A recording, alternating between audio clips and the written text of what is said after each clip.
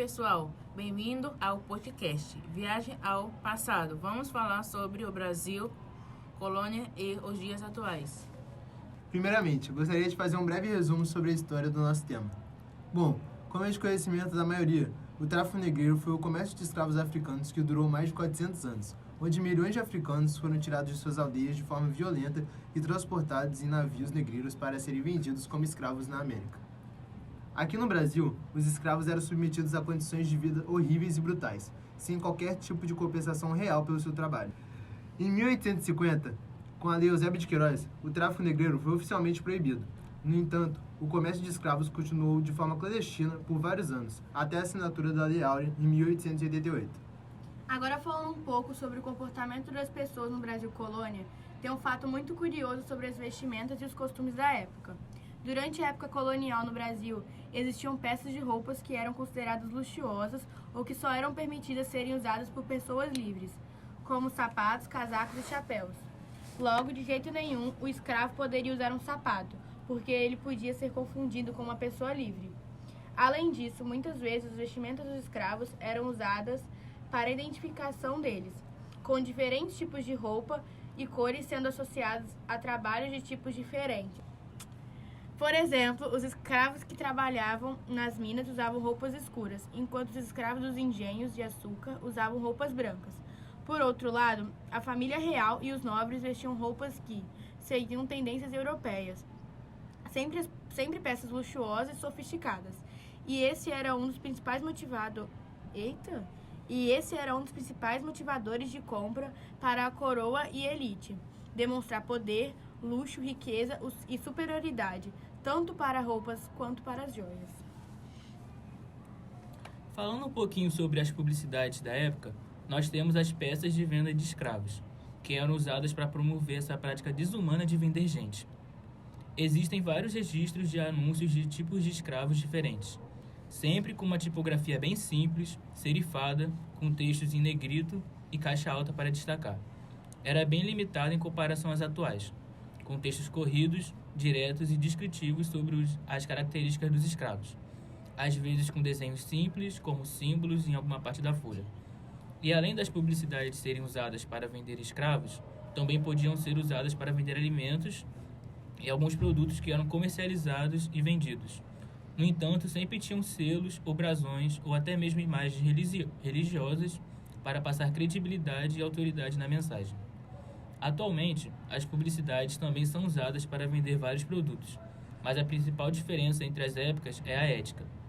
Antigamente, era legal promover a exploração de outros seres humanos, mostrando eles como objetos ou mercadorias. Hoje em dia, existe uma série de burocracias para colocar sua publicidade no ar. Por exemplo, não se pode mais fazer anúncios para crianças de qualquer forma. A publicidade hoje em dia não pode ser enganosa, não pode possuir nenhum tipo de discriminação e deve ter responsabilidade social. E isso é um grande e muito importante avanço enquanto sociedade. Uma coisa que é bem diferente entre a publicidade da época colonial e atual é que os anúncios eram sempre impressos em panfletos e jornais, enquanto hoje nós temos uma variedade muito grande de mídia, como a televisão, as redes sociais, e muito dificilmente os anúncios serão feitos de forma impressa, a não ser que seja direcionada para o público que ainda usa meios impressos. Isso significa que hoje, obviamente, a publicidade alcançou uma visibilidade e acessibilidade muito maior, muito mais fácil de chegar ao público-alvo e ainda criar uma relação com ele. Vamos falar um pouco sobre tributação? A cobrança de tributos teve início no período pré-colonial, com a exploração do pau-brasil, na qual a coroa portuguesa recebia 4.000 cruzados pelo direito de exploração. Alguns outros produtos também eram tarifados, como açúcar, ouro, algodão e café. Também existia uma taxa sobre compra de escravos. Em 1699, a coroa criou uma taxa de 1.000 réis sobre cada escravo, que futuramente aumentou para 4.500 réis por cabeça e era destinada a proteger os interesses açucareiros.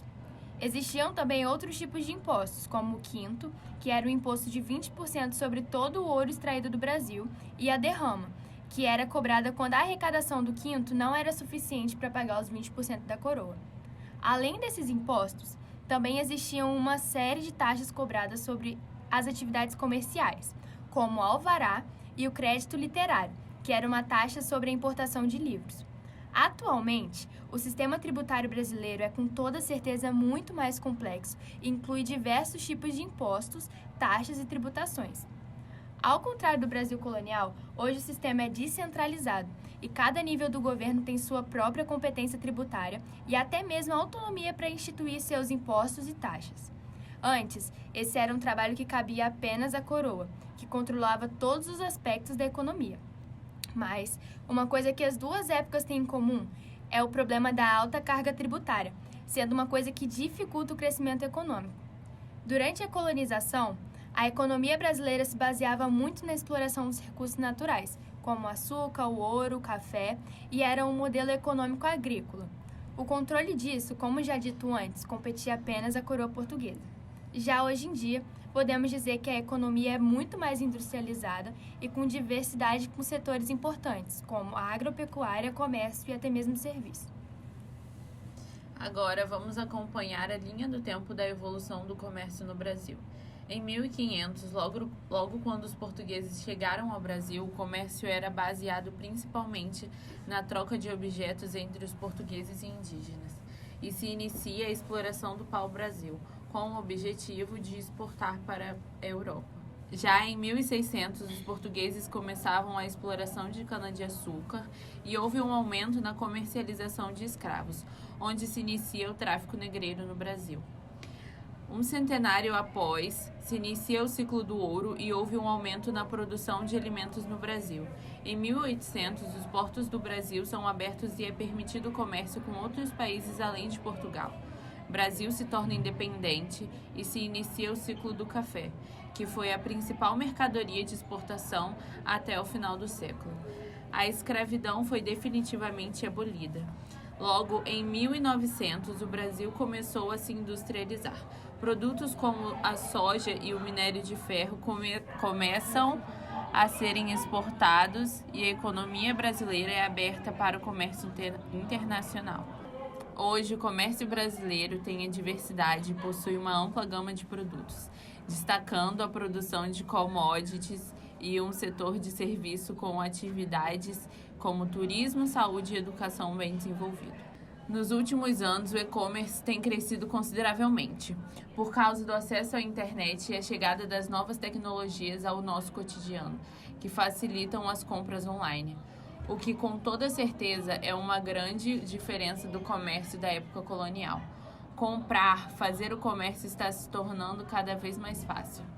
Para finalizar, é extremamente importante frisar que a escravidão e o tráfico negreiro tiveram inúmeras consequências para a nossa sociedade atual, e a luta contra o racismo ainda é uma realidade para os povos pretos e indígenas. A escravidão criou um sistema onde as pessoas pretas são privadas de oportunidades e marginalizadas, onde a cultura africana é apagada, demonizada e inferiorizada. Nosso país foi fundado a partir de muita dor, raízes apagadas e desumanidade. Teria como a história atual ser diferente? Tudo isso tende a se repetir enquanto não olharmos para o passado e decidirmos aprender. Vida de negro é difícil como que? Vida de negro é difícil como que?